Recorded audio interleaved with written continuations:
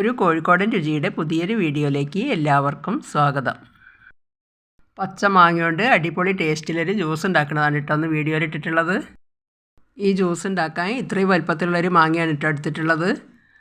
അത് തോലൊക്കെ കളഞ്ഞതിന് ശേഷം ഇതുപോലെ ഒരു മഞ്ഞ കളർ വന്നിട്ടുണ്ട്. എന്നാലും ഉള്ളിൽ പഴുത്തിട്ടൊന്നുമില്ല, നല്ല പച്ചയല്ല, ആ ഒരു പാകത്തിലുള്ള മാങ്ങയാണ് കേട്ടോ. മാങ്ങ ഇതുപോലെ ചെറുതാക്കി മുറിച്ചെടുത്തിട്ടുണ്ട്.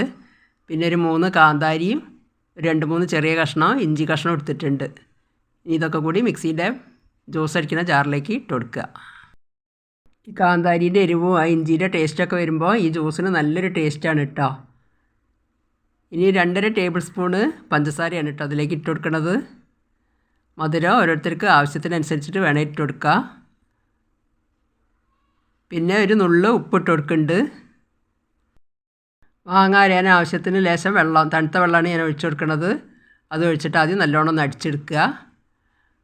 പിന്നെ എത്രയാണോ ജ്യൂസ് വേണ്ടതെങ്കിൽ അത്രയും ലേശം കൂടി വെള്ളം ഒഴിച്ചിട്ട് ഒന്നും കൂടി നല്ലോണം ഒന്ന് ബ്ലെൻഡ് ചെയ്തെടുക്കുക.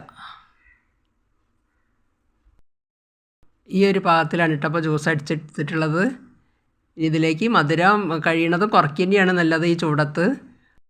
നല്ല തണുപ്പ് വേണമെന്നുള്ളവർക്ക് ഐസ് കട്ട ഗ്ലാസ്സിലിട്ടിട്ട് ഒഴിക്കുക, അല്ലെങ്കിൽ ഫ്രിഡ്ജിൽ വെച്ചിട്ട് തണുപ്പിച്ചിട്ട് കഴിക്കും ചെയ്യട്ടോ.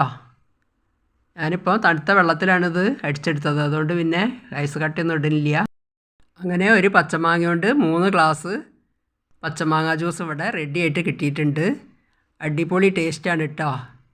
മറ്റെല്ലാ ജ്യൂസിനേക്കാളും അടിപൊളിയാണ്. ഇതുപോലെ പച്ചമാങ്ങ കൊണ്ട് ഇങ്ങനെ ഒരു ജ്യൂസ് ഉണ്ടാക്കാത്തവരൊക്കെ ഒന്ന് ഉണ്ടാക്കി നോക്കുകൊണ്ട് പിന്നെയും ഉണ്ടാക്കാൻ തോന്നും.